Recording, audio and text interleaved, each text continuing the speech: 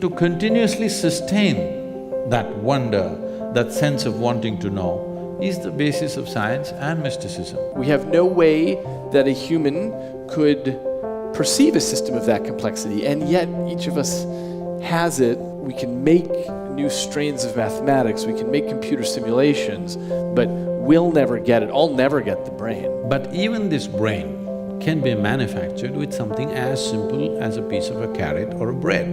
So I'm saying, there is an intelligence here which can create a brain. This is a place where I feel like science and mysticism have a real meeting ground, is that this three words of I don't know.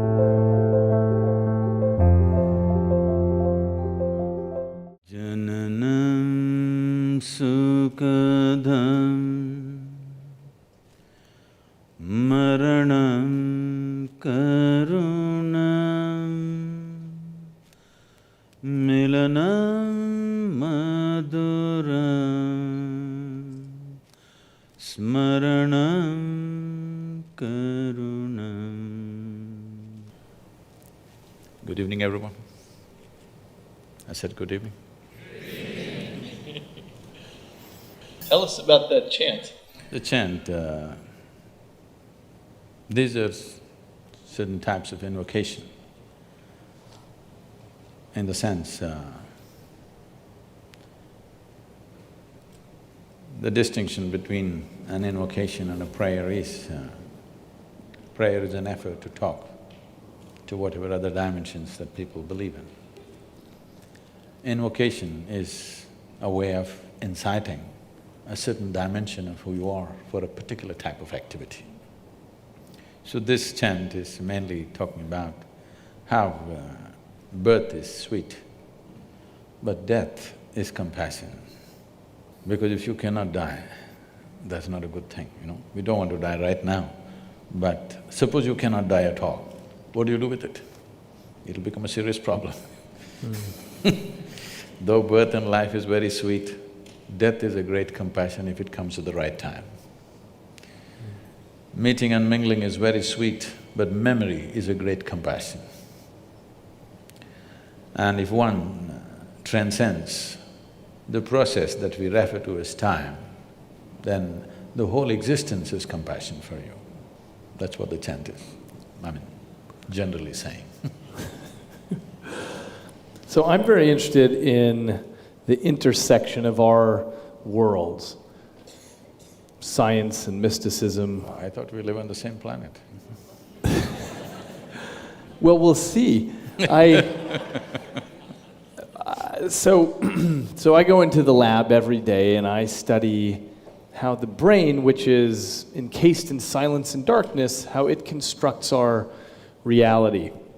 And the reason we know that this has something to do with the brain is because if the brain is damaged, even in small ways, your reality changes. And if you take drugs or alcohol or other sorts of things, viruses in the system, your reality can change. So I'm interested in finding where our perspectives overlap in this, because your interest is, one of your interests is also understanding reality, how we perceive it, how it's individualized to us. So can you tell us about that? There is existence outside, and there is you or me as individual human beings. We have not seen the world. We know it only the way it's projected in the firmament of our minds. When we say mind, in English language, mind is just one word and supposed to encompass everything. But in the yogic terminology, we have 16 parts of the mind which function distinct functions. And there are a whole lot of practices and processes through which one takes charge of these 16 dimensions of mind. These 16, for simpler understanding, can be brought into four sections. The first dimension of the mind is we are referring to as buddhi, or what is generally considered intellect. It is the intellect. I think modern societies, particularly modern education, has become too overly focused on the intellect. Aristotle, you know. I'm not talking about your boy. Because of… we got too engrossed in… we got too mesmerized by our own logic, and we have invested too much in human intellect, leaving out the other dimensions of intelligence that functions within us. When we say intellect, it is the logical realm of what's happening in our minds. Or in other words, in your intellect, you can't make your intellect agree 2 + 2 is 6. It has to be 4, otherwise you'll think it's crazy. So, it's factual, it grasps the facts of life and assimilates and makes an analysis of that and lets us penetrate through the world. Or in other words, intellect is like a knife. The sharper, the better. Knife is an instrument which is used for cutting things open. So this is one way of exploring the world, by dissection. This is how, you know, at least in high school you must have dissected something. Maybe an earthworm or a cockroach or a frog, I don't know how far you went. This is one way of knowing things, you definitely grasp something, but you never grasp the intrinsic nature of life by dissection. So there are other dimensions of intelligence, and another aspect of the intellect is the second dimension of the mind, we call it as ahankara, which in English language would translate as the identity. What is the identity you have taken? Your intellect is always a slave of your identity. What you identified with, it is only around that it functions. Simple things. People are identified with things that they've not even seen, and huge emotions are there, their life is guided by those things. For example, all of us belong to some nation today. There was a time 100 years ago, many people did not belong to any nation. But today everybody belongs to some nation and everybody belongs to some football club also. Because both have flags and emblems and works. So, nationality is a new idea. It's just about 150, 200 years that we have this strong sense of nationhood. We've shifted from our ethnic, racial and other kinds of identities to national identity. Just the moment you believe, I belong to this nation, the emblem of that nation, the flag of that nation, the anthem of that nation, brings genuine emotion. Nobody's pretending, it's real. It's real because people are willing to die for it. It has to be real. But it's just an identity, you could just switch it any time. You could move to another country and take that on and it becomes yours. So the moment you identify yourself with something, your intellect is completely always protecting this identity and working around this identity. So the identity, if we want to continue that analogy, if intellect is the knife, identity is the hand that holds the knife. How steady or unsteady this hand is will determine what this intellect will do or undo. The next dimension of the mind is called as manas. So this is not just in one place, this is the entire body. Manas is a huge silo of memory. So when I say huge silo of memory, whatever memory you may have in your brain, I know you're a brain fan. Whatever memory you may have in your brain, your body has 1 trillion times more memory than that. You definitely don't remember how your great-great-great-great-great-grandfather looked like, but his nose is sitting on your face right now. It remembers. How your forefathers looked 1,000,000 years ago, your body still remembers, has not forgotten. Definitely it is not the capability of your brain. So, in terms of memory, the manas is phenomenal and it's right across the body. Every cell in the body carries enormous memory. Memory to a point for the origin of life on this planet and beyond. All that memory is carried in this body. So this is manas. If there is no memory, intellect would be defunct, it's like a car without gas.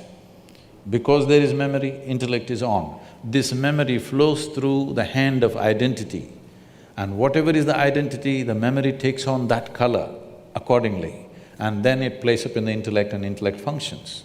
The fourth dimension of the mind is called chitta. Chitta means it's pure intelligence, unsullied by memory. There is absolutely no memory, free of memory, it's just pure intelligence.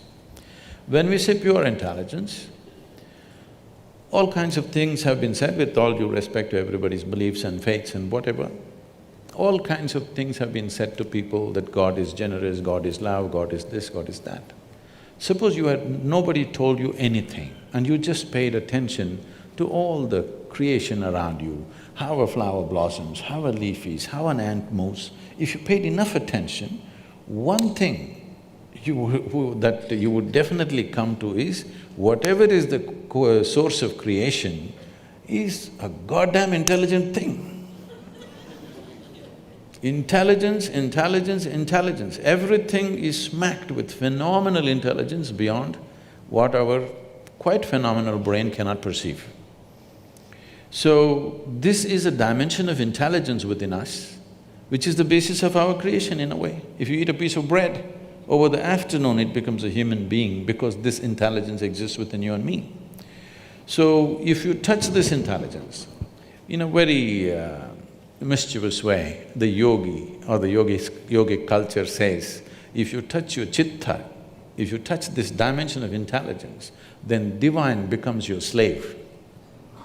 You don't have to think what you want, you don't have to seek what you want. If you touch this intelligence, everything that you wish to know is yours. It's just you have to just direct your focus and it's all there because there is a dimension of chitta. Every human being might have accidentally at some point touched this, which makes suddenly one spark of magic in somebody's life. This is because they've touched this dimension of intelligence unconsciously. Now, the question is only about how to get there consciously and to stay there. So, these aspects of the mind are not entirely located here, it is right across the system.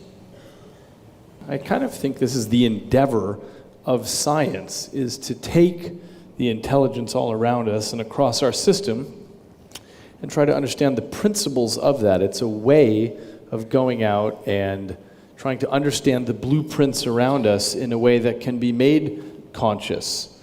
And we've made lots of progress that way, and we've walked on the moon, and we've cured lots of human suffering that way by viewing this deep intelligence, which I totally agree with you about, as something that we can make understandable, take it from the ineffable to the effable.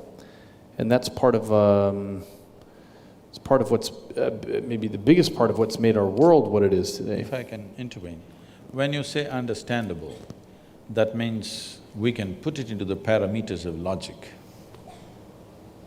What if there is a dimension of intelligence within you which does not fit into the parameters of logic? Trying to fit everything into the parameters of logic means the surface intelligence, which is the intellect, which is our survival mode. If we don't have an intellect, we wouldn't survive in this world. What is a survival instrument? We are trying to put all dimensions of life through that, and it has to pass through that sieve. That will completely skew the process.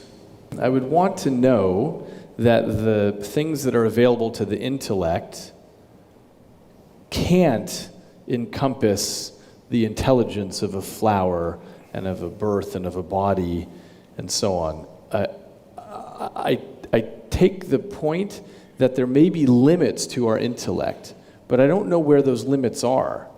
And I don't know how to guarantee that there are borders there beyond which there's something else. See, science has done incredible things in the last 100 years, no question.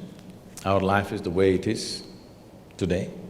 The comfort and convenience that all of us are enjoying is essentially because of the outcome of the scientific endeavor on the planet. There's no question about that.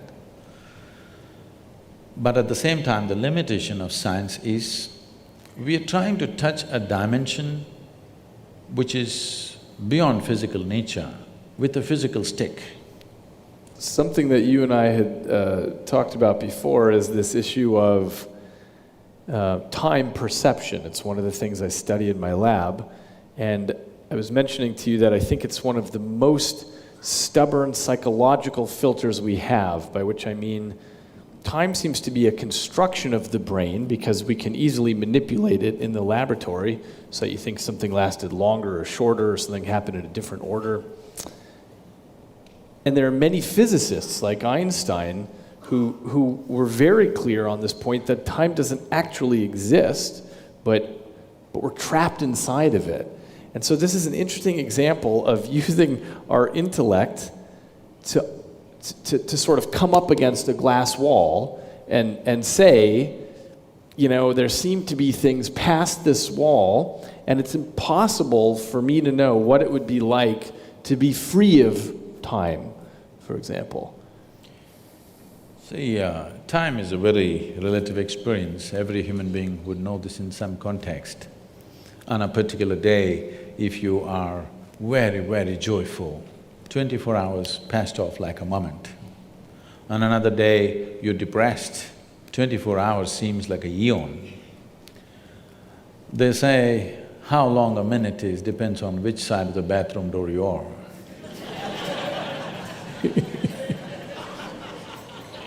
Somebody says, just 1 minute, wait. So, the basis of time, as I perceive it, you must pardon me because I'm uneducated, okay? The only thing I know, I mean, being uneducated is not an easy thing. Yes, because from the first moment you're born, your parents, your teachers, every other adult around you, everybody is busy wanting to teach you something that has not worked in their life. Yes. Everybody's trying to instruct you on something, it doesn't matter what. The only thing that they know better than a just-born infant is they know some survival tricks, the adults. They don't know anything else about life.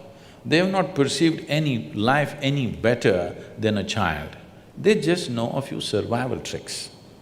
They know how to make money, they know how to build this, they know how to do that, but they do not know life in any sense. Because all these other things are just accessories of life, they're not life. Life is something that's throbbing within you. So when we come to time, in the yogic way of seeing things, we just see life as a dance of time and energy. It's a certain amount of time and a certain amount of energy. Actually, in the local languages, the expression for death is very beautiful. We say kalamaitanga, that means his time got over. In normal language, when we say somebody passed away, we don't say it as we are saying it in English, we say his time got over. Actually, that's all that happened, somebody's time got over. Now, to put this time and energy together in a proper, weave it together well. If your time gets over when your still energy is vibrant, we say this is an untimely death. If your energy gets over when your still time is on, it's a vegetative life. To the art of putting this time and energy together so that both of them play together, dance together well, is a successful life. So when we say time, there are many, many things we can do with energy, but as far as time is concerned, it's ticking off for all of us at the same pace, in that sense. I know there's research, I'll come to that.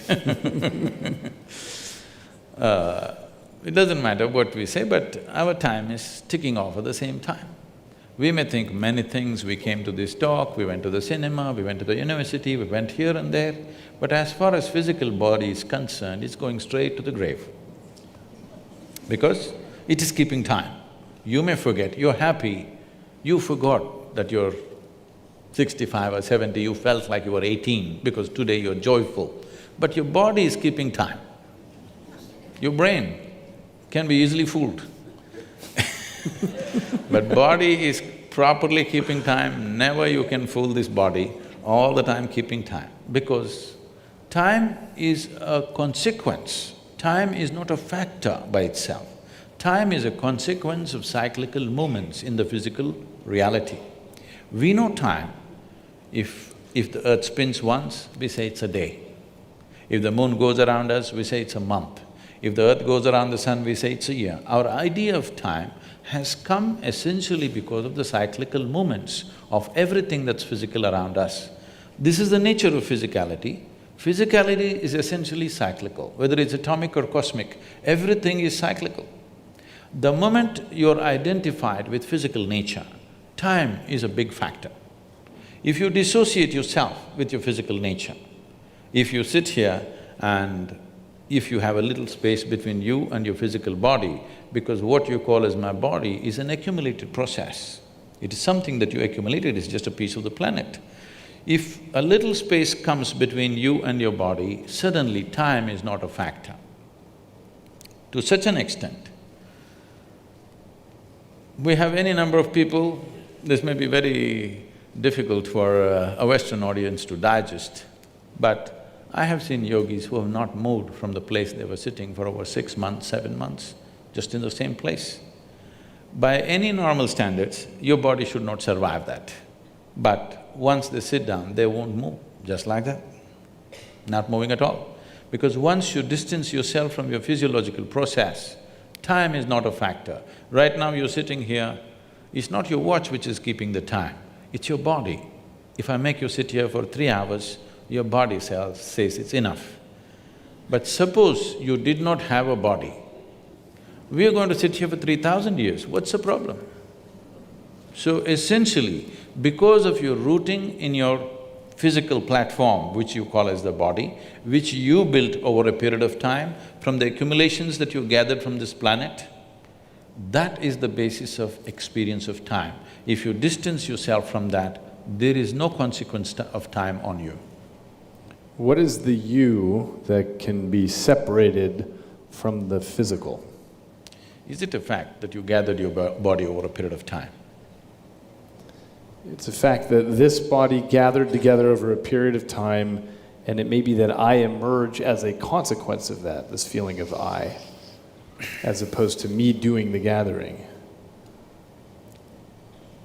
Tell me, you've been having lunch and dinner or… Have I been having lunch and dinner? Yeah. Yeah, this dynamic accumulation has been eating plenty, yeah. So what you refer to as my body right now is an accumulation of food, it's a heap of food. Not a pleasant way to describe you, but it is. What you call as my mind, largely in people's experience, is an accumulation of impressions over a period of time. Agreed. So, if you have to gather this much of impressions and this much of body, something more fundamental must be there, isn't it? Houston, Texas is an accumulation of roadways and buildings, but we wouldn't say that Houston was there and then gathered the You are not a roadways. piece of geography. You are not a piece of geography, are you? You're Well, I may be exactly that, a physical being. I'll tell you why, from my perspective, that seems like a possibility. It's because we're across the street from the world's largest medical center, and every day there are thousands of people there whose geography is changing because of Alzheimer's or stroke or tumor or traumatic brain injury, and who they are changes. It doesn't seem like there's something fundamental that outlasts damage to the tissue. See, you're talking about thought and emotion. The biggest mistake we have made is, we have given too much significance to human thought. Whatever you think is only happening from the limited data that you have gathered, yes or no? Agreed. Yes. So the data that you and me have gathered, however big we may think it is, in terms of the cosmos, it's minuscule, it's nothing. It's really not of any consequence. So from this minuscule of data that we have gathered, we are generating some thought which could be useful in making our lives, it could be useful in creating a few things, it could be useful fundamentally for our survival and to enhancement of our survival process, all this. But it doesn't give you access to life. Thought and emotion is psychological drama that's happening within you. You can conduct it any way you want. You're talking about somebody had a tumor or Alzheimer's or an accident or something and the drama went wrong. The drama can go wrong even without any of those ailments. You ask people. people's drama goes wrong without any accident or injury or ailment, just like that, drama goes wrong on a daily basis for a lot of people. We usually give that a name though, something like depression or a psychotic break. Or something. That's a business. Not one I'm making any money on. I'm saying there's only this much. Either your faculties are taking instructions from you or they have become compulsive for some reason, all right? Either your body and mind, you can conduct it consciously or it's become compulsive. That's all that's happening. Whether you call it physical ailment or mental ailment, all that's happened is just this, that your fundamental faculties of existence on this planet is your body and your mind. These two things, you have lost grip over them. So it can become this kind of ailment or that kind of ailment or whatever, but fundamentally you have lost charge. That's all that's happened. If your body and your brain took instructions from you, would you create depression? Would you create illness? Would you create anything? You would create highest level of pleasantness for you, isn't it?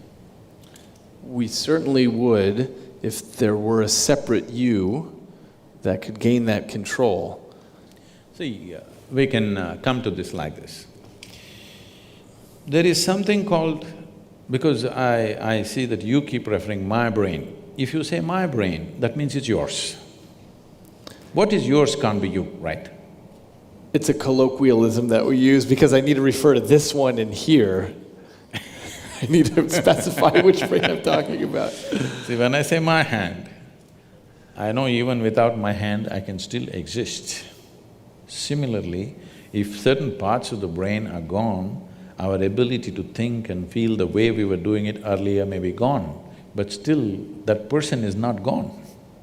That's the question. So if I lose a little part of my finger, I'm still me, but if I lose a chunk of brain tissue that same size, I can be someone completely different. No, you're talking about personality. Personality is again an acquired thing. Beyond personality, I can lose memory, I can lose consciousness, of course, I can lose the ability to perceive reality the way that we do now. I might become colorblind because of a lesion, because of damage to a particular part of my brain. I lose the ability to understand what objects are. Okay, let's come to this. See, suppose somebody became colorblind because of an injury or whatever that happened to them, unfortunately. That person still knows, I have become colorblind, isn't it? He's still there. It's true for the person who becomes colorblind, but it's not true for example, a person who is born colorblind. They don't even have a concept that they could be. They don't have a concept of color. So let's take a person who's born blind entirely. They don't even have a concept of vision. So who's the you for them? Do they… See, even a person who has visually impaired, who's never seen the world around, he still exists within himself. He's as much a man or a woman as anybody else can be. It's just that if all of us were blind, we would be quite a fine society without eyes. Quite right. Yes, isn't it? Only because somebody has and I don't have. In comparison, I have a problem. Otherwise, if none of us had eyes, you think we wouldn't have found our way around? We would have. Maybe not the same way, in a different way. Oh, I totally agree, because in so many dimensions… There are mammals who are flying by, sound. Yeah. Well, there are so many dimensions that we are blind to now. So what we call visible light is just a 1/10 trillionth of the electromagnetic spectrum that's out there. We only detect a little bit. In some branches of physics, it seems there might be between 10 to 13 spatial dimensions, not just these three, and yet we're trapped in these. No, we are moving away from consciousness to perception. But my point is, we're already blind to most of the world. So I agree with you that, okay, so let's move back to perception. See, what an individual life is, you cannot disagree that you're life, are you? You're a piece of life. I'm a piece of life, everybody is. What kind of personalities we have acquired, what kind of likes and dislikes we have acquired, what kinds of gods and demons we have acquired, what kinds of other things we've acquired is a social process that's happened to us, cultural and social process. If you were born in a different part of the world, it would be entirely different. Depending upon what we are exposed to, these are impressions that we have taken in, phenomenal amount of impressions. Leaving that aside, let's look at one fundamental. Whatever you gather, you can only claim it's mine. You cannot say it's me, isn't it? Whatever you gather. How do you mean? You mean your body? You say anything. I can say, this is my chair. If I sit here every day and then I say, this is me, then there's a problem.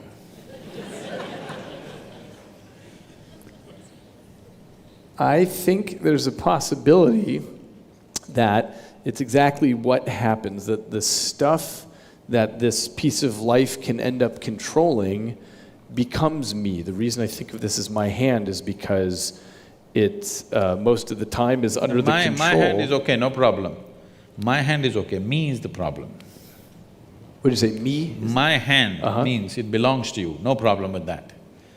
When it becomes me, then it leads to a completely distortion of perception. Okay, I think… So you're talking about identity, what you identify yourself as? See, the nature of the mind is such, it is looking for because human intellect and human intelligence has broken out of a certain bond which was there for every other creature, that they could function like an automated machine through certain instinctual process. What has happened with the human being, with the process of evolution is, the human being has broken out of that instinctual process and there is an intelligence which has to function consciously. But functioning consciously means every moment of life is an exploration, which is too scary for a whole lot of people. So the best thing is identify with something which gives you some sense of what you are. But this some sense of what you are, which you took on based on your social and cultural backgrounds, what you took on, makes sense for your survival process, but not for explorative process. It doesn't explore life, it keeps you sane, it's a good solace, it helps you to sleep well in the night, but it doesn't awaken a different dimension of knowing, it doesn't awaken the possibility of exploring dimensions which are not yet within you. So if this has to happen, the most important thing is to be able to sit here not identified with anything. When I said, it's so hard to remain uneducated in this world, because everybody is busy wanting to teach you something. This is all I did in my life, to remain uneducated, not to be influenced by parents, by family, by religion that's happening around you, culture that's happening around you, education that people are forcing on you, just to be the way creation intended you to be, simply. See, I may not fit into the university milieu, but I'm okay, you know. Just simply the way you were born. Not tangling up your intelligence to any particular thing, either your nationality or your religion or your race or your creed or your family or any kind of identity or your gender or whatever, simply to be able to view your life just as a piece of life. If one does this, then you will see perception will explode in ways that they have not imagined possible. Now, as a physical body, you're unable to not be influenced by the clothing of your culture, by… No, this is a statement, this is not a compulsive thing. But you don't dress as somebody who's Chinese or an Eskimo or something. When I'm in the North Pole, I will, I think. So you can't help… So from my perspective, there's this issue of brain plasticity, which is to say that we absorb what's coming in. And I think it's exactly consistent with your description about who you are in the end is an accumulation of all these perceptions. There's also the case that we come to the table with some pre-programming in our DNA, which I think is consistent with what you're talking about as the memory of all of your ancestors leading up to this point. But because we are creatures that go around and vacuum in our cultures, and we speak this particular language, and we are males, and we dress in certain ways, it's hard to avoid that. Now, I'm guessing you're going to say, but you don't identify with it. Is that right? See, what is a social requirement is one thing. I just saw you going into the women's room. And you too, by the way. Because that was the only bathroom available. Yes. So, by social norm, you do certain things. Because in the room that we were sitting, there was only women's room. I don't know why they marked it like that. I don't know. So you went in, I went in, every other male went in, only the female did not go. So now what you do for the norm that exists so that you don't collide into situations is one thing. What you identify with is another thing. So the moment you identify with anything for that matter, starting from your body to everything else, what is your body is the limited body, what you call as family is a larger body, what you call as community is a much bigger body, what you call as a nation is a much bigger body, what you call as humanity is a much bigger body. This is how human identities go. People think it's better to be identified with a nation than to be with an individual when there is a war or when there's some situation. People think it's better to be identified with the whole humanity, but any identity limits you. It takes away the fundamental possibility of what this life is. Identity is required for survival process to manage day-to-day situations, but it is not an exploratory process. Because the intention of science is to know. See, technology is a fallout. Unfortunately in this world, nobody would fund science if it did not spin technology, which is a very unfortunate thing. Because human intelligence wants to know, it need not be useful, it simply wants to know. So technology is useful, and what is useful today, tomorrow you may realize is very destructive, it may take away our life.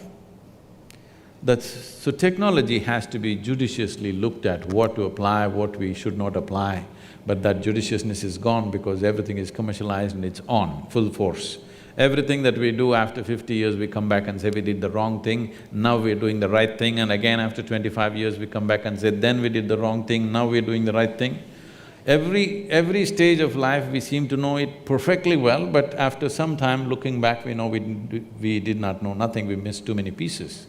So technology is something that we have to judiciously do. Science must happen rampantly, mysticism must happen rampantly because this is simply exploratory. This is not about seeing how to make it useful. But today, modern science has become a slave of technology. If you don't make it useful, nobody is going to fund you anymore. If you simply say, I want to know, nobody's interested in this. How can it be turned into an enterprise? That's all they're interested in. This is a wrong way to approach science, because science is a fundamental need within a human being wanting to know. It's the nature of human intelligence. It is not something that somebody made up. It's not a bunch of scientists who made this up. This is a fundamental need within human intelligence wanting to know. It is the nature of a human being, if he sees something new, he wants to know what this is, whether it's a small thing or a big thing. So to continuously sustain that wonder, that sense of wanting to know, is the basis of science and mysticism. It is only the fundamental approach is different in the sense, science is trying to achieve everything through physical means, by taking physical quantities, going by the physical laws. But physical is like the peel of the fruit, it has no purpose of its own. The peel is useful only as a protective layer to the fruit. Once the fruit is eaten, peel goes to the trash can. See, right now, the fruit is inside. So this body is very important. we have to feed it, we have to decorate it, we have to dress it up, we have to pamper it in so many ways. Tomorrow morning if the fruit is gone, nobody's interested in this body anymore. Nobody wants to transact with this anymore. Only because there is something else inside, body is such great significance. Once this is gone, what is this? This is just like a fruit peel. People want to get rid of it at the earliest. At least in America they dress it up. In India, within 4 hours you must get rid of the body, that's the rule. Because once it's dead, leave the dead to the dead, somebody said long time ago.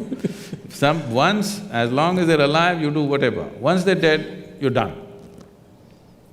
Because the peel is meaningless without the fruit. Right now, the fundamental flaw in this approach is, though it's produced phenomenal results in terms of well-being for us, comfort for us, convenience for us, the kind of comfort and convenience we're enjoying, no other generation ever has known on this planet. This is a fruit of science or technology rather. In spite of that, will it lead to human well-being? That's a question mark. Comfort and convenience will come, but will well-being come? That's a question mark, because if you look back on the humanity, let's say 100 years ago or 1,000 years ago, how people were and how people are you today, are you more joyful than them? Are you more blissed out than them? So, are you more blissed out than previous generations? It's not true. We are in much more comfort, but we are not in much more joyful states or pleasant states within ourselves. Or in essence, our well-being or the fundamental quality of our life has not changed, though the physical quality of our life has changed like unimaginable proportions in the last 50 years. So, we are trying to approach everything through physical means. If you go through physical means, you will hit that glass wall somewhere. I think, in my perception, I'm not a scientist, I don't know all of it, but in my perception, I think the physicists are near the glass wall. They might not have hit it, they're near. That's the unknown question, right? We have no guarantee how far we'll get in science. And we may run… By glass wall, I assume you mean we run to a place where we say we can't go further. Where the present faculties will not be good enough. The present faculties of 5 senses and a brain will not be good enough. That we hit a long time ago. So for example, things like quantum physics, you can't understand it, but you can write it down in equations that make predictions accurate out to 14 decimal places. So we think it's pretty good, and we can build new things out of it, that we can see things much smaller and much farther away than we ever could before. We understand the wondrousness and the subtleness of everything around us much better than we did before. But the actual physics, a human can't understand. We just make tools to get where we need to go with it. So we've already hit that point. And certainly it's the case with the human brain, which is made up of almost 100 billion specialized cells with thousands of trillions of connections between them, and every second… I like the way you're saying it with the passion. Like some people are talking about food or something else. I'm a brainy instead of a foodie. You feed on the brain. Yeah. But the reason it's easy to be passionate about it is because it's a system of such unimaginable complexity that it bankrupts the language. We have no way that a human could perceive a system of that complexity, and yet each of us has it. There's this 3-pound organ that we're carrying around, but we've already hit that point a long time ago in science where we realize we can make new strains of mathematics, we can make computer simulations, but we'll never get it. I'll never get the brain. All I can do is take the way that you explained the 16 aspects of the mind, you simplified it down to 4. The best I can do is take the thousands of trillions of connections in the brain and make some cartoony model that my impoverished intellect can sort of get a sense of. They're building a simulator, brain simulator, Yeah. Andrew Markram is busy building this simulated brain. all that is fine. We are looking at the physical mechanics of what's happening. The complexity of what's happening is beyond the physical mechanics. See, looking at the physical mechanics of the brain, the neuronal function and the electric… this thing that's happening, the waves that are flowing, whatever things happening, is fantastic because of the complexity of what it is, the sophistication of what it is. It is the gadget, no question, okay? This human gadget is the gadget on the planet. Of what we have seen, this is the most sophisticated gadget on the planet, there's no question about that. Keeping that aside, but even this brain can be manufactured with something as simple as a piece of a carrot or a bread. So I'm saying, there is an intelligence here which can create a brain. Why are you ignoring that intelligence? I think that's the heart of science, is to try to understand what that is. What I mean by that is, so we have different approaches in science to get there, but studying the genetic code and understanding how the heck with 27,000 genes can you unpack a human being? Because whatever the truth is of what's happening spiritually, if there's a separate you or not, what we know for sure is that you can unpack a human being from these 4 letters of amino acids, and these base pairs that make these proteins, and somehow that all gets unpacked, fueled by bread and carrots and so on. These kind of questions have always been on human mind. It happened almost 15,000 years ago. Adi Yogi, that means the first yogi, he had 7 disciples. These 7 disciples are full of questions. Some of them are astronomers, some of them are serious mathematicians, things like this. They have a million questions. After some time, Adi Yogi is bored with their questions because whatever they ask, it's just a product of their intellect. They're not able to ask a question beyond that. So they ask, what is the nature of this, your cosmos? Where does it begin? Where does it end? How big is it? He's just bored.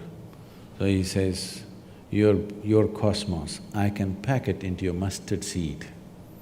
The entire cosmos, I can pack it into your mustard seed, he said. Then they were flabbergasted by this. Then they said, what is it made of? If you can pack such a huge cosmos, which we can't even imagine where it begins and where it ends into your mustard seed, what is it made of? He was completely bored, even to utter a word, he simply said like this. 5 elements. Just these 5 elements, the entire universe is a play of these 5 elements. If you master the 5 elements, you have a key to every aspect of creation. If you don't master the 5 elements, if you approach it from outside, as you approach it, it will take on 1 trillion new forms. As you try to study it, it can take on 1 trillion new forms as you're looking at it, because that is what it is capable of. Just 5 things. 5 million things would be difficult. 5, I'm sure you and me can study, isn't it? At least I'm capable of 5. You're talking in millions and billions, but I'm 5. Are you going to tell me what the 5 are? Huh? Are you going to tell me what the 5 elements are? These 5 elements, it's called earth, fire, water, air, space. These are 5 things. Maybe. Maybe that'll work in the end. Everything is just within this. Everything that you call as physical creation has substance of some kind. This is earth. And all of it is in movement, that's called air. All of it ascribes to some temperature, that is fire. And in everything there is water, which is the cohesiveness. If there is no water, there is no cohesiveness in anything. And all of it is held together by what we call as akash. Here we're calling it as space. In English language, it doesn't really describe what we are saying, but it's called akash. Maybe a more closer word in English language would be ether, etheric space or whatever they're calling it as. Okay. So, these are the 5 things, whether an atom or a subatomic particle, everything is made of these 5 things. So you don't have to study the trillions of things which are manifestations of these 5. If you understand these 5 things, if you have grasp over these 5 things, then everything becomes accessible. So the fundamental, the most basic process, unfortunately, the word yoga conjures completely wrong images in America. The most fundamental aspect of yoga is called bhuta shuddhi. This means cleansing of the elements so that you can feel them separately in your own system. This very body is 72% water and 12% earth, 6% air, 4% fire, remaining is space. If you take charge of these things, what you need to know, everything that is life is here, because modern physicists are saying, as you sit here, every subatomic particle is in communication with the rest of the cosmos. If it is so, you just have to become alive to it. You just have to become receptive to it. Rather than going around the cosmos and studying, if you sit here, it's reverberating because the nature… I think there is some constructional theory, something coming up in California, I don't know, you must be acquainted with these things. I blurbed the book actually on the back. So fundamentally what they're saying is, whether it is the smallest thing or the biggest thing, everything, the fundamental design is same. It is only the complexity and sophistication which is improving. Between an amoeba and you, the fundamental design is same. It is much more complex and sophisticated, but essentially life-making design is same. So if it is so, the most fundamental materials which make this life and every other physical aspect of what we see in this creation, if we know the ingredients and how they happen, then you have a key to every aspect of life. But if you try to study the creation itself, as you study, they will multiply into billions and trillions. It seems it might depend what your goal is. So if you want to create a drug for cancer or build a helicopter, you need to do something with those five elements or break the world. So it's not about exploration, it's about utility. What is the use of life? Let me ask you a question. I would love to know. I've wondered that question.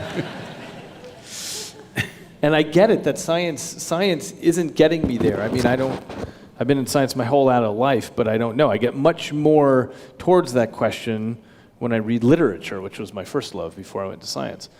So I take the point that science doesn't help me on that front at all. What would you say? I've wondered what the point is. No, when we're looking at everything as… see, right now, this is an unfortunate reality which is… doesn't agree with my aesthetics of life. Right now, science has moved from an exploratory process to an exploitative process. If you see an atom, how to use it. If you see a bacteria, how to use it. If you see an elephant, how to use it. If you use a whale, how to use it. Of course, the next thing is if you see a human being, how to use them. This is where it's going. Everything, how to use it. This is not what life is about. You may get to know how to use every damn thing, but still, life won't get any better. If you know how to keep this one, life will get better, believe me. If you just know how to sit here blissed out, life will get better.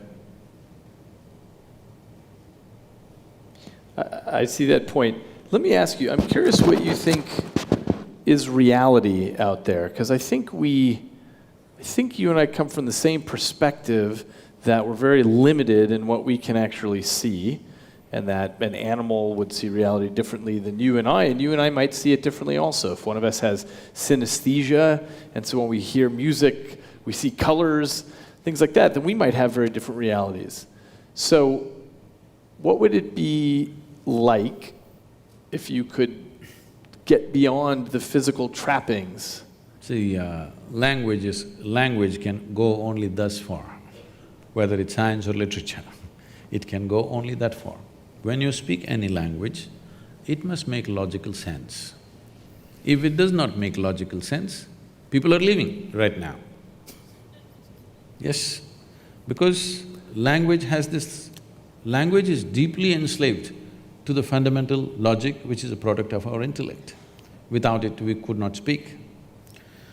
So now you're asking about something which is not going to be logically correct. So I am not willing to make a fool of myself here, talking about something that's not going to make sense to them right now. But we will talk about it in a different way. This happened. Adi Yogi had a family, the first yogi. So, some disciple of his from South India carried a basket of mangoes. Have you tasted the Indian mango? Yeah, Indian mango? I've been to India, yeah. Okay. So it's during this season, right now, unfortunately I'm in America. This time of the year, mango is the only religion in the country. Everybody is head to toe mango, okay? So, mangoes drive us crazy. In southern India, we have over 200 varieties of mangoes. So, different days they want to eat different types of mangoes and they want to cook mango, they want to… everything is mango, okay? People have come up with facial creams, mango creams and everything. So somebody carried a basket of mangoes and came all the way to Himalayas to offer it to their guru. But by the time they came, the basket one by one, mangoes going bad, either they threw it away or they ate it up, something happened. By the time they came there, only one mango was left. One beautiful South Indian mango. I'm talking about it like you talk about brain.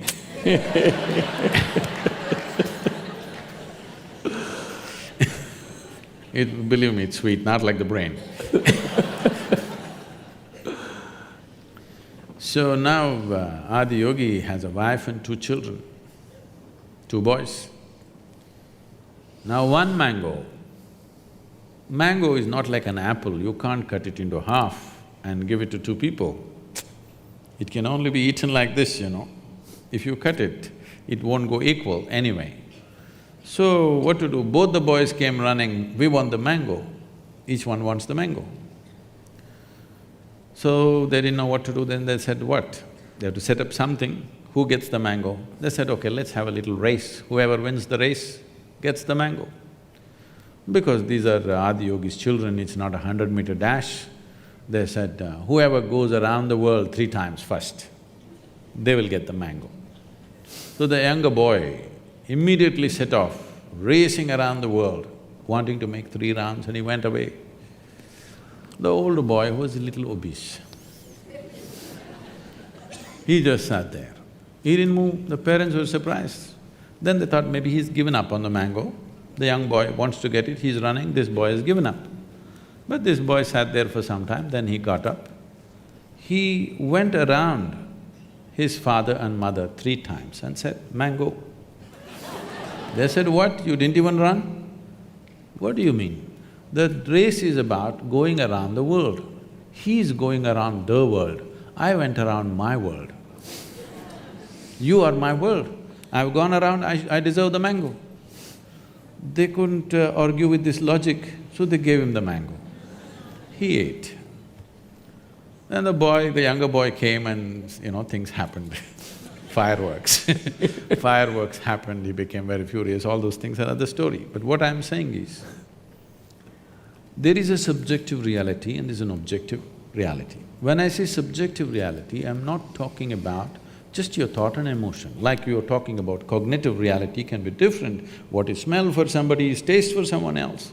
What is sweet for somebody is bitter for somebody else. What's light for one person is darkness for another creature. Here I see one creature right behind staring at me. So, this perception is… these 5 senses are tuned for our survival. If survival is what we are seeking, sense organs are fine. But once you're looking at life as an exploration, you want to know life, not just live life, you want to know. When you want to know, 5 senses are no good. They are not sufficient faculties to know. Right now, this brain, I'm not trying to downgrade it, it's a fantastic thing. This brain is nothing without the 5 senses. It is these 5 agencies which are gathering information and feeding up this brain all the time, both every moment of your wakefulness and sleep, this is happening. If you walk from here to there,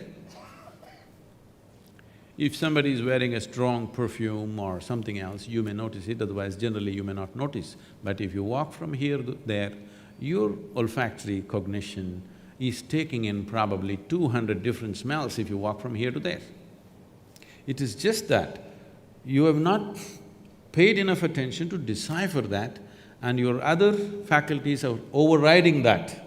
Suppose you did not have eyes, ears, nothing. If you shut them off for some time, you will see suddenly your nostrils become so very sensitive, you can just smell out how many people are there. If you bring your dog here, he almost knows how many people are here. He doesn't know just how humans smell. He knows individually distinct smell of each person that is here. We also have that because our neurological system is way more sophisticated than that of a dog, but there are other overriding factors which have diminished that. But if you wish, you can develop that to a certain level. So cognitive distinctions are there and cognitive confusion is there as you… what's that word about smell becomes a color and color becomes… Synesthesia. Something. Okay, whatever. No, it's anesthesia, synesthesia, something is lost, something is mixed up, like a drink. A man who is just out of the bar may feel that way, you know. Everything may become colorful or not colorful depending upon his mood on that day or what he had. So, these things are happening because you can impair these things or enhance these things with a little bit of chemical stimulation or injuries or diseases or… This is essentially a chemical soup. What kind of a soup is the question. So, our whole effort in the yogic system is how to keep it very equanimous and exuberant at the same time. The problem with most people is if they become equanimous, they become death-like. If they become exuberant, they keep flipping all the time. To be equanimous and exuberant means your sense organs and you can function in a certain way. You are vibrantly alive, but you're absolutely equanimous. If this one thing happens, suddenly your sensory perception will not be the limit for you. There are other dimensions of perception which will not come into one's experience unless there is a certain level of striving. For example, 200 years ago, I heard 97% of United States population was illiterate. Today, probably almost 100% literacy in the country. How does this happen? It's the infrastructure of schoolrooms and human infrastructure of teachers and many other things and books and whatever. If this infrastructure was not built, even today we would be in the same condition, isn't it? So similarly, for turning inward, there is no infrastructure. Few individuals may be doing it somewhere, but there is no large-scale infrastructure in the society as to look at life just as life, not as to how it is useful. Life need not be useful, it's a phenomena beyond our use. It is a phenomena to be experienced. We have come here to experience life, not to use life, isn't it so? Hello? We have come here to experience life, not about how to put this to use. This is not a work donkey. I'm trying to understand this issue about knowing. So where we clearly have overlap in the way we go about it is wanting to know things, wanting to understand everything around us. But there's a sense in which we're not limited by our intellect because I have the opportunity to ride on the back of all the other humans on the planet and those that have come before me. It's a collective intellect that's now encoded on Wikipedia and in millions of books, and I have an opportunity to take experiences from across the world, places I've never been, ideas that I would have never thought of and so on, and feed all that in. So it's a much richer diet, first of all. A much richer data. It's a diet of data. I mean, it's what shapes my next thoughts, is what I've taken in. No, it is just that today we have access to much larger data than maybe 100 years ago, all right? But still, we've already looked at this, it's still a minuscule, isn't it? I agree. Compared to the whole cosmos, still minuscule. But it's moving in the right direction. The unslakable thirst for knowledge that humans have means that there's this ratcheting up each generation. So it's not that it is of course the case that I'm limited in my thoughts to the impressions that I've had, but I have a much bigger fire hose of impressions now that can build on the scaffolding of the generations before me, the things they've already figured out, so that I can start at the next level and move up. Start at the next level for what? Towards what end? That's a good question. I mean, it's toward the end of knowing in the way that science cares about knowing. So putting aside usefulness of technology, just the way that scientists ask questions. Richard Feynman, the physicist, said, science is like sex. Sometimes something useful comes out of it, but it's not why we're doing it.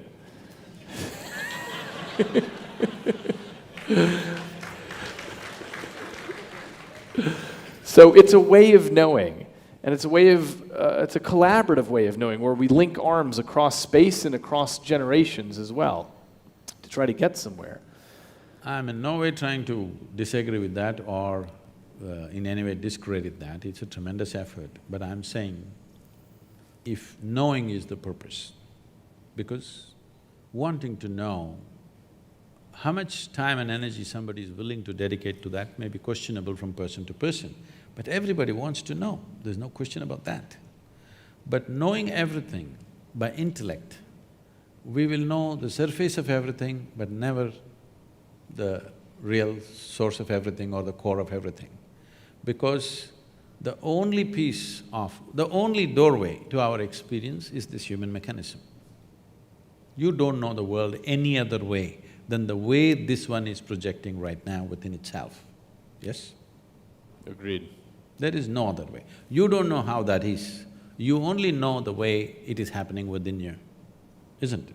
I don't know how you are really, I only know the way your picture is right now projecting in my brain or my system and how I'm perceiving it. As you know, you have drilled holes into people's brains and impaired something and put electric current and whatever you've done. I'm not saying you as a person, I'm saying these things have been done. You'll definitely know by interfering with a certain physical process, the whole perception could change. The world has not changed, but perception has changed, so in his experience everything has changed. So that dimension of life is only useful for survival. When I say survival, everything that we're doing is survival. To survive better, to enhance our survival to a better status or in an enhanced way of survival process. But once you've come as a human being, it doesn't matter how well you survive, still it is not good enough, isn't it? It's never going to be good enough because survival is not going to fulfill a human being.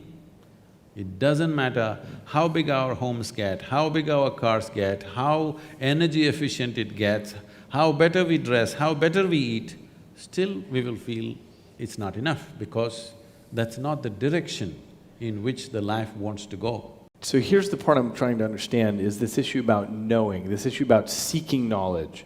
Let's say, either in science or in mysticism, we depend on our senses for that, yes? Or are you saying that I'm saying they're not dependable. Agreed. They're not dependable. But isn't it all we have? Or you're saying there's this other Yes. aspect to the mind? See, for example, suppose you or me were lost in the jungle as infants, okay? If something edible came, we definitely would take it and put it in the mouth. We wouldn't try our ears first, then nostrils, and then by accident discover the mouth. No, we just know how to eat, no question about that. So I'm saying everything concerned with our survival is inbuilt. It's there. This is millions of years of memory which is there within us, we know how to survive. But we wouldn't know how to read, we wouldn't know how to do so many other things which have become a part of our life. Do you remember when you were 2 or 3 years of age, when they tried to teach you that alphabet, the damn A, how complicated it was? It was so complicated just to get it right. You had to write 100 times to get it. Today with eyes closed you can do it. Because of a certain striving, isn't it? Similarly, anything beyond survival, if we have to have it in our lives, a certain striving is needed. As I said, striving for inward perception is something, unfortunately, that's been banished in modern societies because we are on the thrill of technology. It's a fantastic thing, but you will see as time progresses, as technology becomes better and better, human beings will become more and more frustrated. If you have not noticed this, just look out and see, you will see 8-year-old, 10-year-old kids bored. In your generation or my generation, we would have never seen, we never knew what is damn boredom is. When you were 8 or 10, you were just bubbling with life and on, But today you see 10-year-old kids are just bored with it because they've seen the damn cosmos through their phone screen. They know it all. So I'm saying all this excess may not lead to betterment of life, and it will not. Comfort and convenience will come. But well-being will not happen. The purpose of enhancing human experience on this planet will not happen. It will only entertain us intellectually big time, which it is, no question. I'm not saying it's wrong, but I'm saying it's limited. It may be the thing that allows people to make a deeper pursuit, in exactly analogy with the idea of building schoolhouses throughout the country. It would have been 30 years ago that it would be difficult for you to speak to many people, but now you have 500,000 followers on Facebook. Yeah. As I was telling you, I was in a very large gathering of people and somebody asked me, Sadhguru, what about all the gurus, ancient gurus who were there, what about them? I said, nothing. I am the greatest guru. Because when Krishna was there, he could speak to… he was a very gentle human being, probably he could speak to 50 people at a time. When Gautama came, he stood up and spoke more loudly.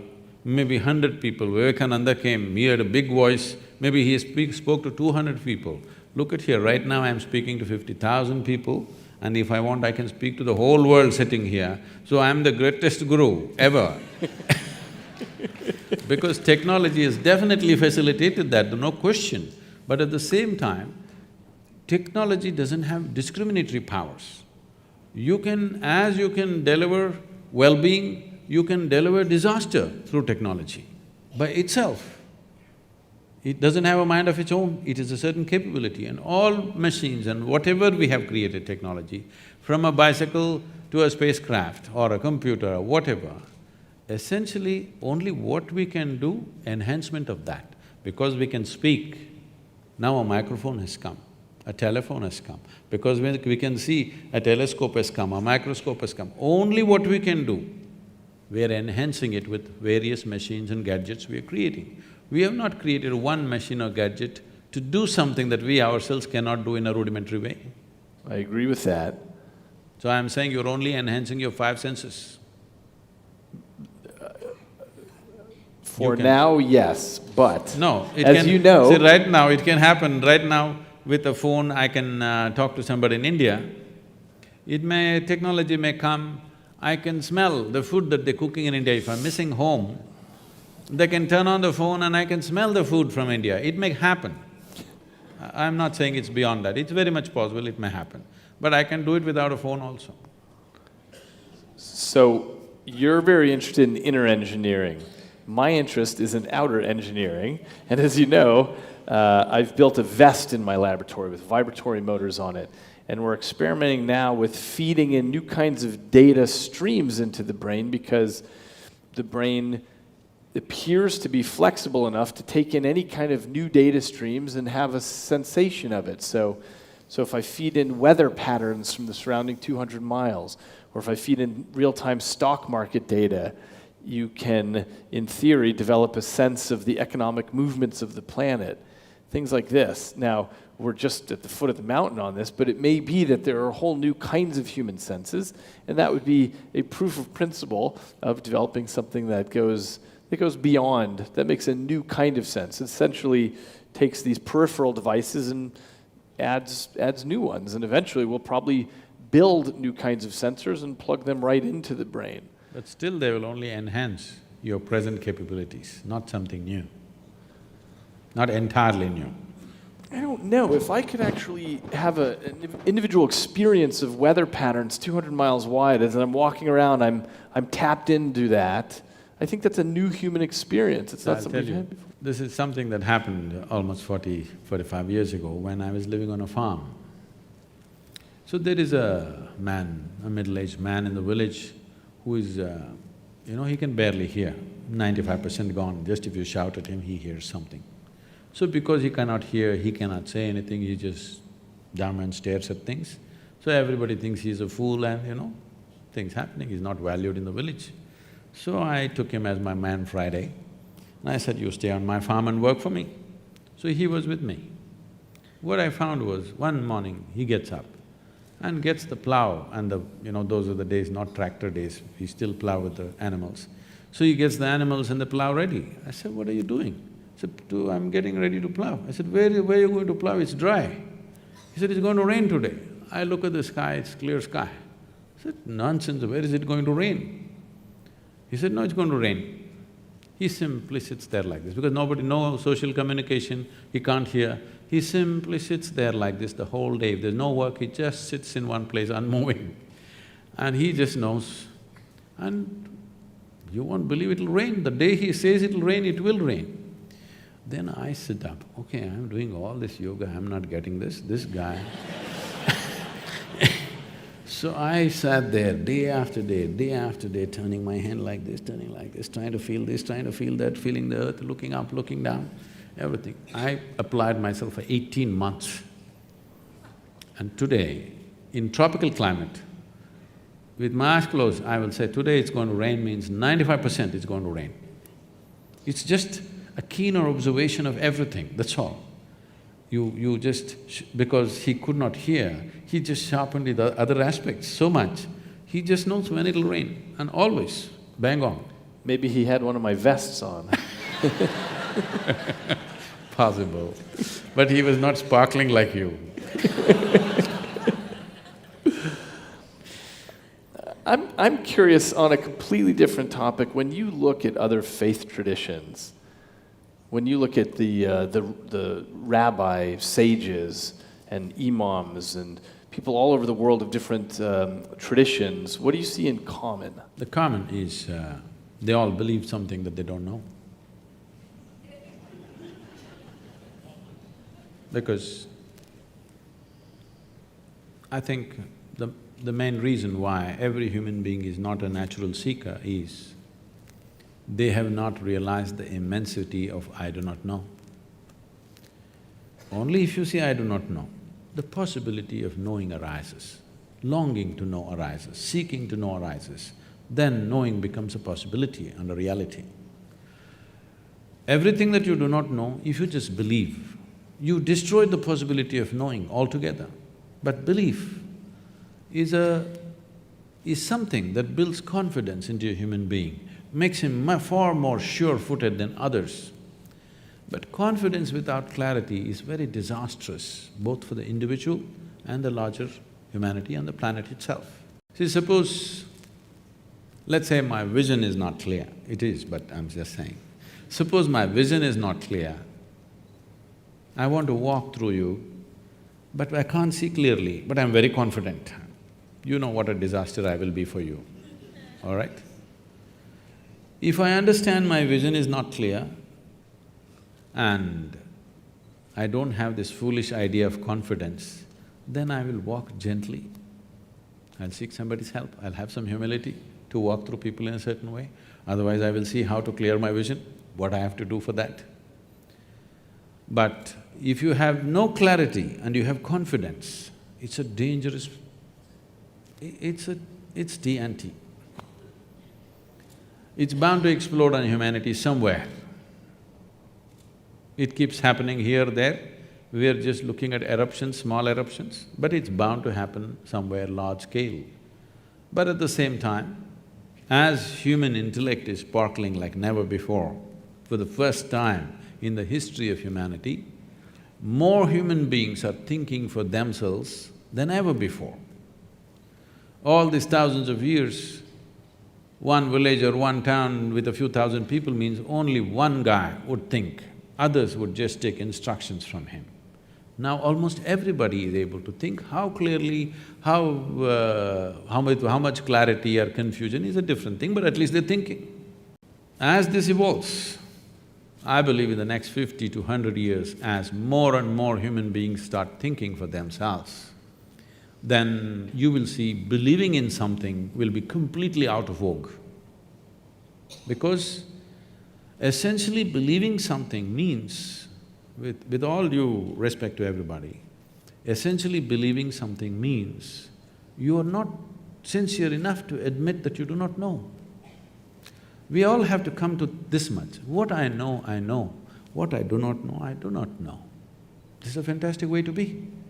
And I do not know person cannot fight with anybody. That's the biggest thing. I know, always there is a fight. So, all these religious processes which are ended up as religions, at one time when they started as an individual experience for somebody. That person shared his experience with a few people around him, maybe a dozen or maybe 100 or maybe a few thousand he shared. And over a period of time it gets organized and becomes something totally different.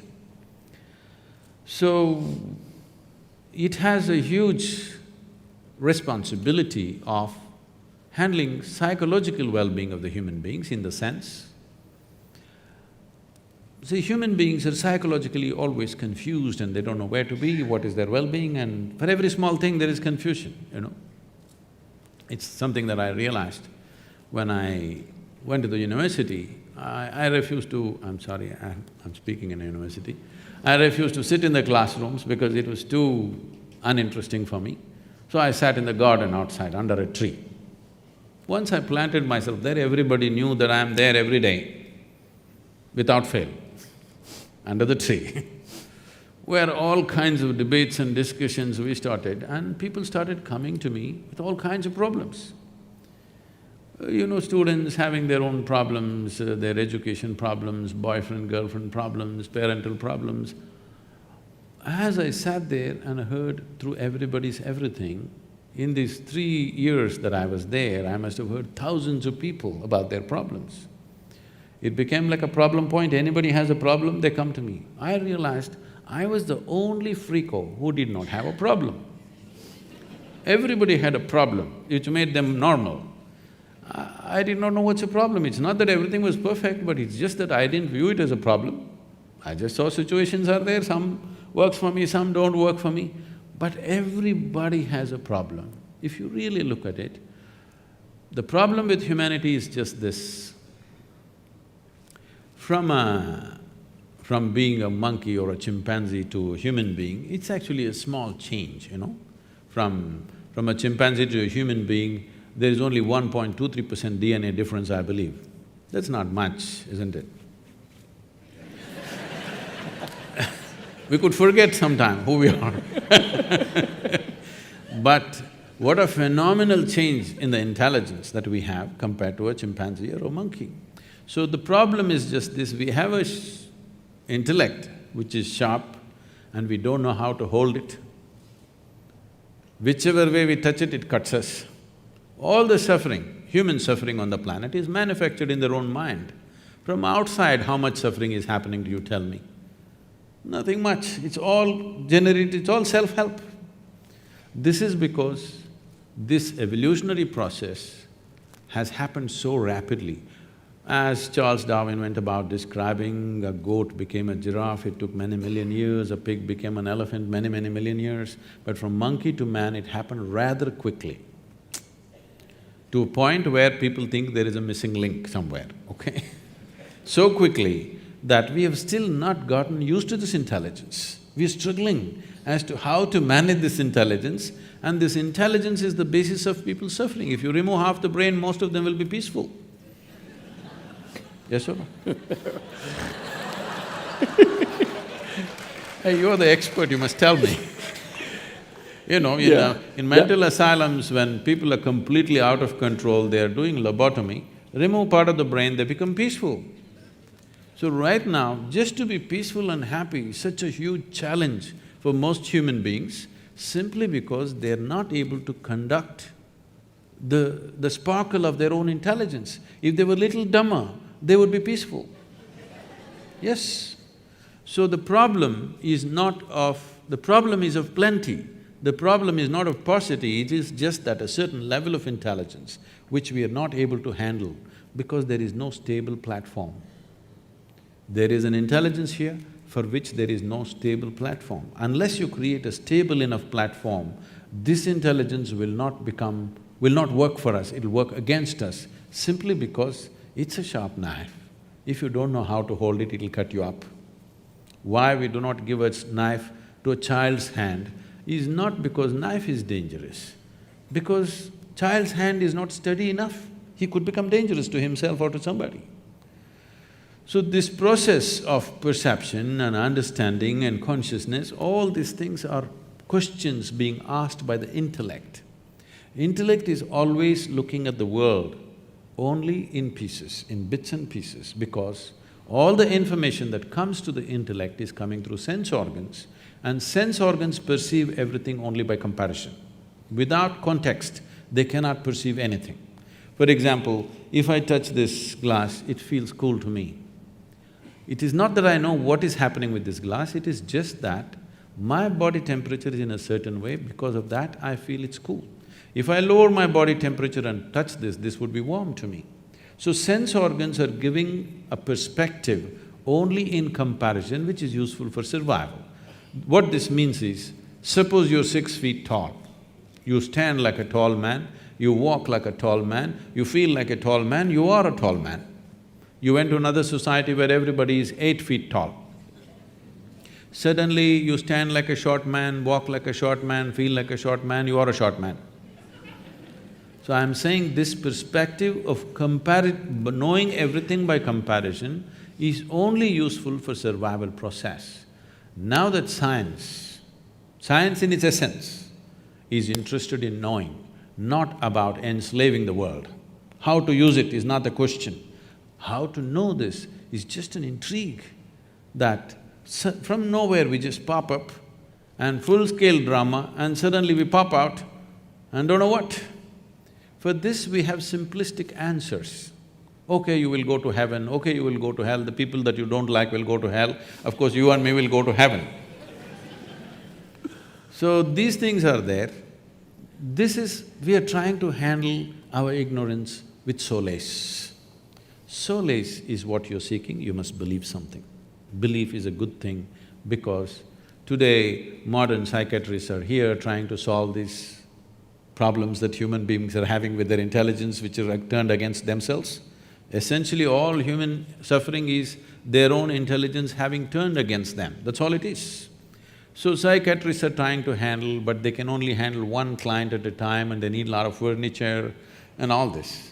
But religions and faiths have managed people for a long time, hats off to them for that, because they've given solace and balance to people for a very long time.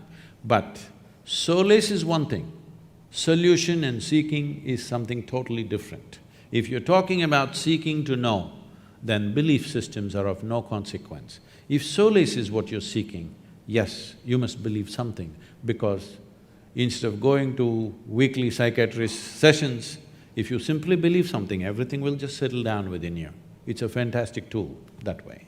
This is a place where I feel like science and mysticism have a real meeting ground, is that this 3 words of I don't know. And sometimes science gets a bad reputation about this, and people say things like, well, scientists have proven this or that, but scientists never use the word proof or truth or, we know this is the way it is. Instead, this capacity to hold on to multiple hypotheses at the same time and say, I don't know what is the right answer, is part of the scientific temperament.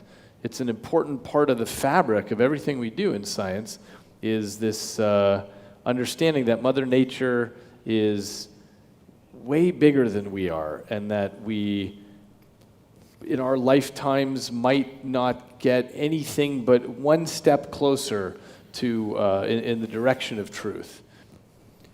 The process, the methodology employed by science, it's not one lifetime. If you come for 1,000,000 lifetimes, still you will not know, because the phenomena of creation is such, as you're studying it, it'll multiply into 1,000,000 more. That is the nature of creation. The same things can become so elaborate.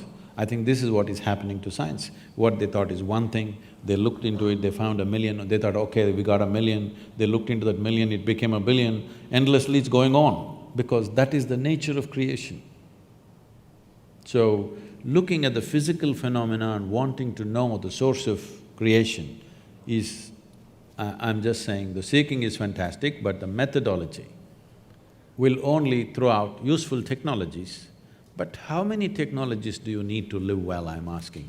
Okay, your iPhone S6 is good enough, do you want S8 tomorrow morning? What are you going to do with it? Even the damn S6, most people are not using 3% of its capabilities. Yes or no? Huh? Most people are not using 3% of that phone's capability. Look, I think our science is too young still to know whether we are always going to confront a multiplication of problems or No, not. I don't say they're problems. There'll Questions. be more things to study, that's all. Yes, but sometimes people call that weenie science, by which I mean once you understand the structure of the atom and so on, you could measure the neutron to finer and finer resolution, but who cares? Because that's not the fundamental problem anymore. And we're still at such a young age that we don't know whether science will keep bifurcating into more and more interesting questions or whether it'll just become weighing things and it doesn't matter, because now we kind of get the core of it. We might not know that for 100 years or 1,000 years, but I don't know for certain that we are doomed to infinite complexity. It may be that we can put together a very clear model What I'm of what's saying going is on. you're fundamentally employing sense organs. I agree with that. Sense organ is the basis of all scientific pursuit. I'm saying sense organs are not reliable instruments. You ask the owl. I think that the pursuit of science is really trying to surmount our sense organs. It's trying to figure out this Now, how would they surmount? by understanding laws of nature that we don't know why they're true, but they seem to be correct, like quantum mechanics, like basic Newtonian physics, by, figuring out why force equals mass times acceleration. Why is that true? Nobody knows. But that's the way that people pursue trying to understand. It's a way of reaching into the cosmos and figuring out that there are laws that go beyond my sense organs. I have no way to smell or touch F equals ma, and yet it seems to hold. And that's the sense in which we go beyond the little peripheral devices that we come to the table with and try to understand what's past that. It is true that we have to translate things into equations, and equations we might write down or we might hear if we're a blind person. But in theory, that's something that's beyond our basic sensory apparatus. See, we distribute this, just for convenience I'll make it into four, okay? We look at creation as four different dimensions. Sthula, which means the gross physical creation. Sukshma, which means subtle. That means you cannot perceive them through sense organs, but if you hone your attention to a certain level, then you can perceive that. So this is called as Vishesh Gyan, which means an extraordinary perception, or it's called Vigyan. Today in India, in local languages, the word for science is Vigyan, okay? That means it's Vishesh Gyan. Vishesh Gyan means extraordinary perception. So we are perceiving things that our sense organs could not perceive, but still they are in the realm of physicality. And all physicality is perceivable through sense organs if they are honed well. If you may not be able to perceive, some other creature on the planet is able to perceive. I think… Yeah, many different creatures Yes. have totally different So slices they're of able their to perceive, ecosystem. that means it's still physical reality. So, what is called as sthula is gross reality, which all of us can see, hear and smell. What is considered as sukshma, still physicality, but so subtle that your eyes and ears are not good enough for that, but if you're willing to pay attention, you can perceive.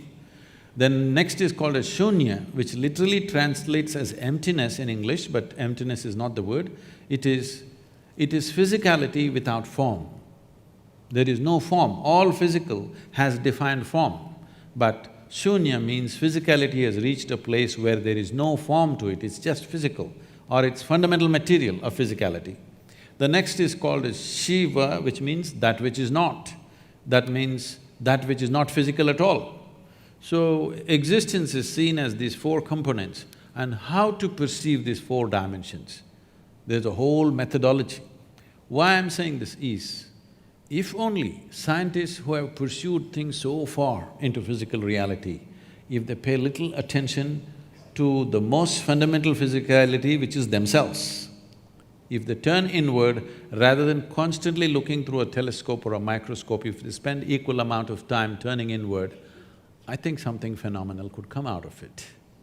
For many scientists, the reason they turn outward is as a way of understanding what this is all made out of, which would include understanding something about what a piece of life is.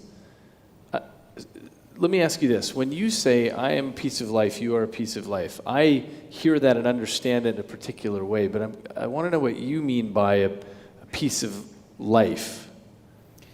Because what you drink is life, what you eat is life, what you breathe is life. All this we're gathering, and this is a piece of life, which has acquired a certain level of information, built its own kind of software unconsciously, and its own tendencies and its own character and its own personality, but that's a bubble. It's like if you blow soap bubbles, each bubble has a character of its own. When they burst, the most essential ingredient of the bubble was the air. Where is it? It's all there. So this is all air and the bubble is a piece of air. Similarly, this is all life. This whole cosmos is a living cosmos. Here I'm a piece of life. And life has given me this privilege that I can hold this piece of life within myself and experience it as if I am by myself everything. This is a fantastic privilege, but we should not abuse this. And do you see that as being illusory, the idea that you're a piece of life and I'm a piece of life, given that we share atoms, and when I'm breathing out and you're breathing in and so on, we're exchanging atoms, do you see that as an illusion that there is a you and a me, or are we all the same life? See, the thing is right now, all these apps have come and different kinds of softwares have come. So this is easy to understand today because people are using this thing all as if they're live, okay? And they're alive in their own way because a certain amount of information has been calibrated in a certain way to do certain things, and it's almost alive. I think most people have a better relationship with their WhatsApp than with their family, okay? Yes, people are so engaged with it because it has a character of its own and it's even predicting what's the next word you will type which your family cannot do, your friends cannot do probably. So, this is just like that. It has accumulated a certain amount of information. This vast life that's available, around it we formed a bubble. This is my bubble, that's your bubble. What is the content of the bubble? It's the same stuff. But what is the surface of the bubble? My surface is entirely different from yours. And it has its own characteristic, it has its own flavor, it has its own tendencies. So this is an unconscious software that every one of us is building with phenomenal amount of information that we are acquiring as we sit here. The five senses are gathering a phenomenal amount of information that one gathers in 24 hours of time. If you spend 1,000,000 years, you can't process it. That much information we are gathering. This is what traditionally we refer to as karma. It's all twisted out in America, I'm seeing. The word karma, everybody's calling themselves karma now. People are named karma. I heard some people were named karma. So suppose we see right now, we don't know how the outside weather also is quite good, I think in the evening. At least the air conditioning is good, everything is nice, you're fine. Nobody's troubling you here, but you're sitting here miserably. Then we say, "Ayo, it's his karma." What it means is, the word karma literally translates as action or doing. So we say, who you are right now is entirely your doing. The way you have structured yourself, knowingly or unknowingly, the kind of womb that you were born in is also an unconscious choice because you created a certain type of tendencies, that's where you moved, in search of that kind of tendencies. What facilitates that? So this software is building up all the time unconsciously. So only thing that I want to say now is, whatever you can do unconsciously, if you are willing, you can do the same thing consciously. If you can build so much software unconsciously, if you are willing, you can restructure that consciously. I can show you millions of people who restructure themselves in a matter of few weeks. I can show you few people where the very shape of their face will change in 24 hours' time simply because they start a certain process. Entirely, their whole personality is altered within a matter of 1 or 2 days of doing certain processes because distancing yourself from your genetic memory, there's an entire process.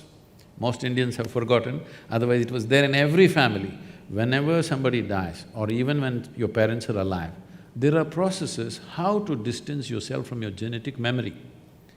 Because this is very important, if you want to be a unique fresh bubble of your own, then you must distance yourself from genetic memory, otherwise you will see at 18 you're a great rebel, you don't want to be like your parents and this and that. You see when you're 45, suddenly you start walking like your father, talking like your mother, stuff is happening to you, you don't know, because don't underestimate these people. They won't give up so easily. Your grandfather may be dead and gone, but the guy wants to live through you. So the thing is to distance yourself from genetic memory so that you don't become a cyclical pattern of repetitiveness. You want to be a fresh life. That means you have to recalibrate your software consciously. Anything that you can do consciously, you can also do… anything that you can do unconsciously, you can also do consciously if the necessary striving is there. What does it take for people to have that level of striving? It depends how far they want to go. If somebody comes and asks, if I want to know the entire… not the new physics, what has happened till now, if I want to know, how long does it take? If a fresh student comes and asks, is there a time you can say? No, you can say, okay, start on a science undergrad, let's see. If he does undergrad and he thinks he's beginning to know everything, then you start telling him, this is not it, you got to do your masters. If he does that, you will say, then you have to do your PhD. After your PhD, you're declared that you don't know much.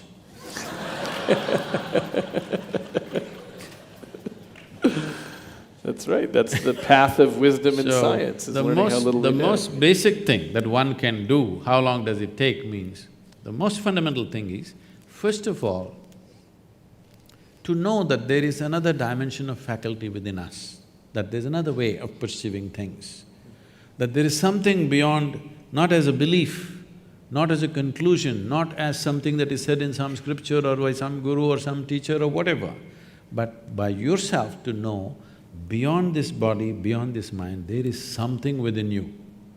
This experience, if this has to happen, I would say if you are willing to dedicate just 30 hours of absolutely focused time, if you give me, in 30 hours' time, we can bring you to a place, we can give you a tool through which you know something beyond your physicality. What that thing is, you don't have to jump into a conclusion, but something beyond your physical nature will become alive within you and you know there is something beyond physical nature. If that is enough inspiration for you to continue your pursuit, then how long it will take the entire pursuit, you cannot say, each individual is his own. They're saying enough. Okay, I have a… I have a message that we're going to go to Q&A now. And Trent, is there a pattern to the Q&A in terms of people getting a microphone, or should they just shout? Okay, I see. There are microphone runners and people will raise their hand. Okay. I thought they were announcing dinner time.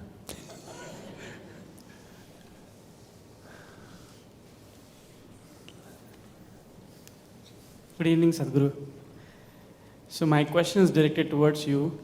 So I've heard from you in past that for this path of seeking, one does need a guru. One needs someone to show the light. So how does one select a guru? How does one know who's the right person to take him through that path?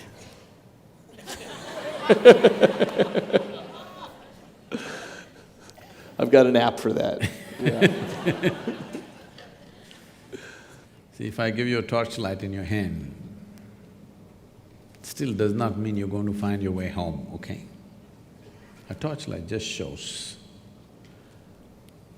how you see it, whether you walk the right path, with how you handle this, all this is entirely left to you. But it lights up. The torchlight lights up so that you don't step into a drain or you don't step into a ditch. It lights up the place. But with the torchlight, many people have walked to their death.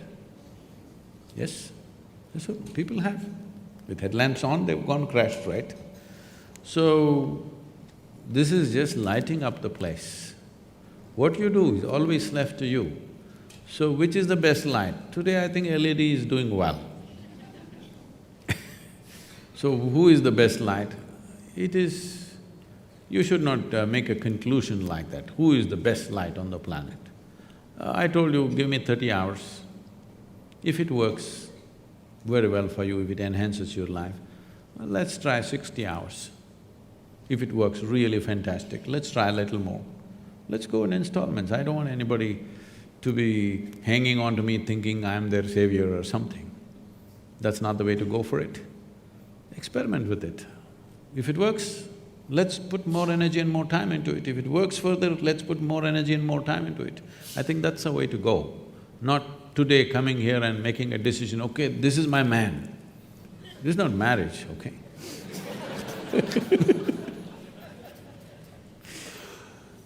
Can I… right here, first I would ask David for a question.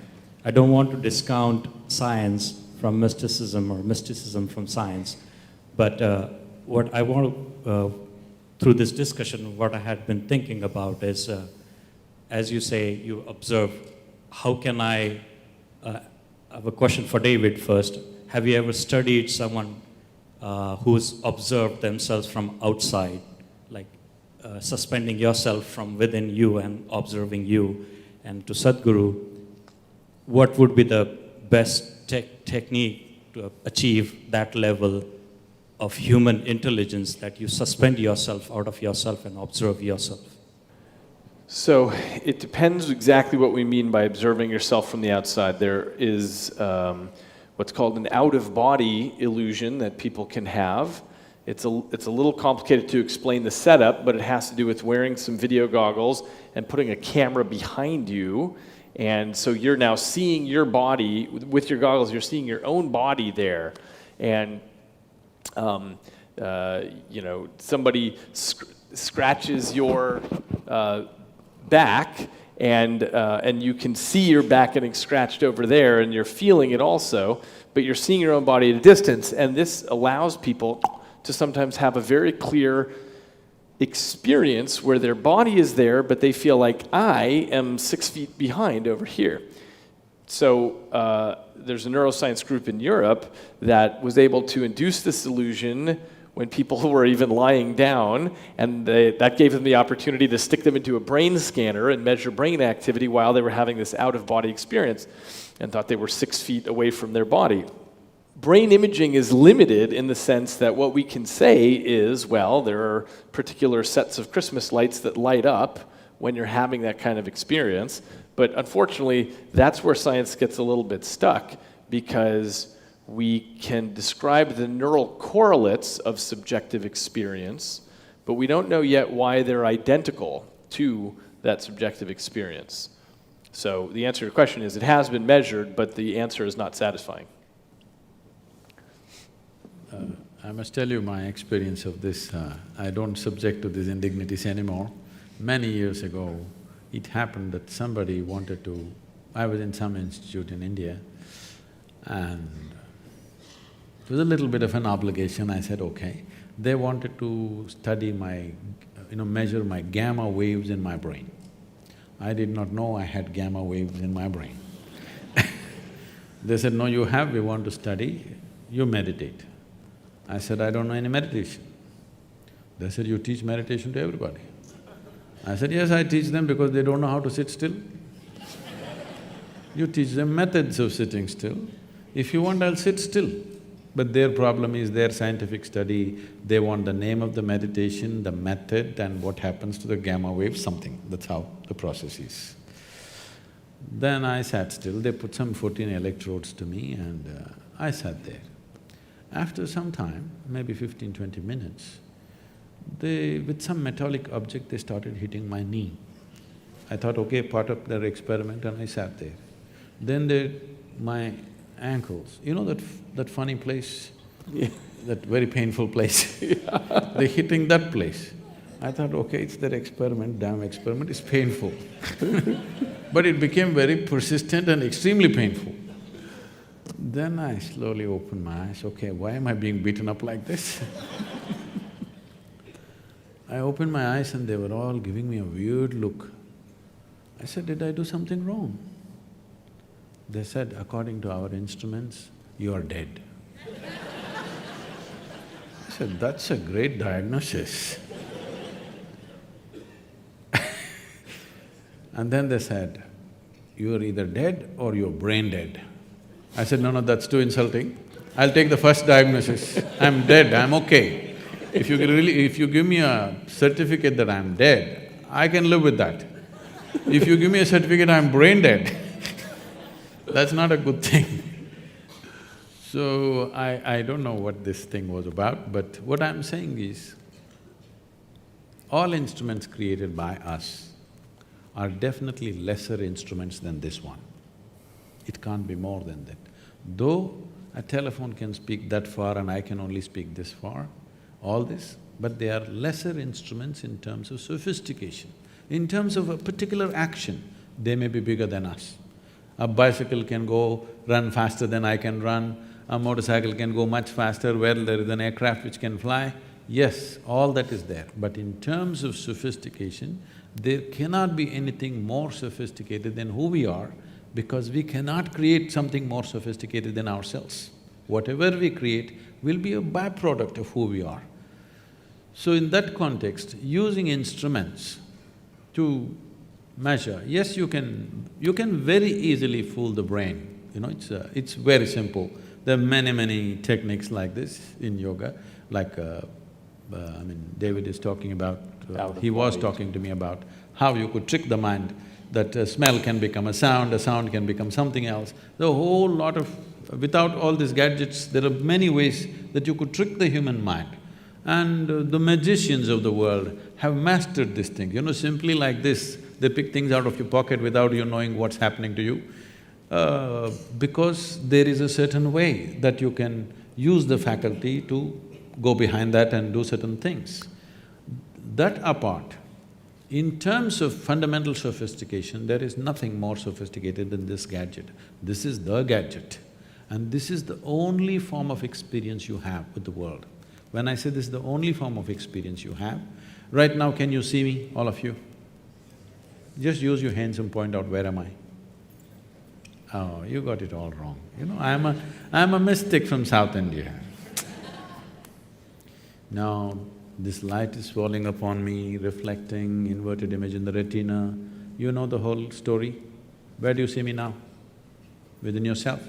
Where do you hear me now? Within yourself. Where have you seen the whole world?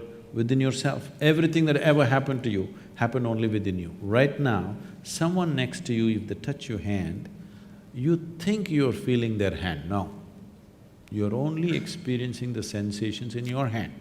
You do one thing, you make somebody touch you like this 5 times, just observe this. After that, no hand, that person is not here, simply sit here. You can create the same sensation. Either you can do it with external stimuli, or you can internally manufacture anything that you want.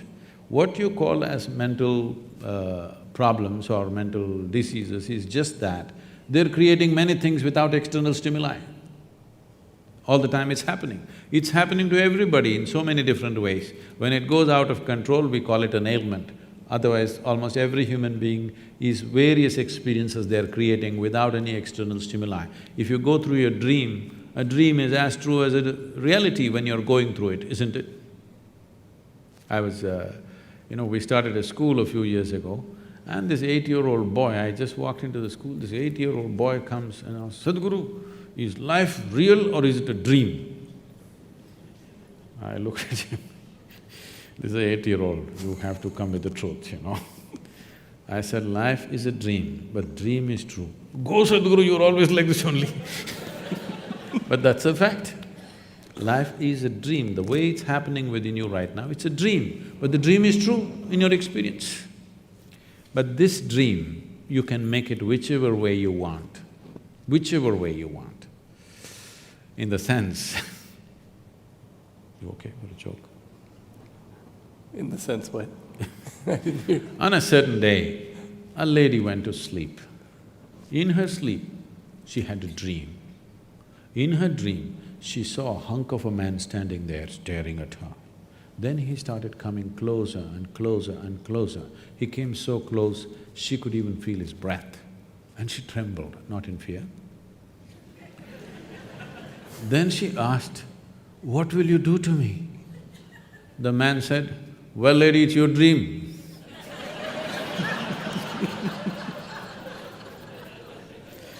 Thank you. If you want to say something, please.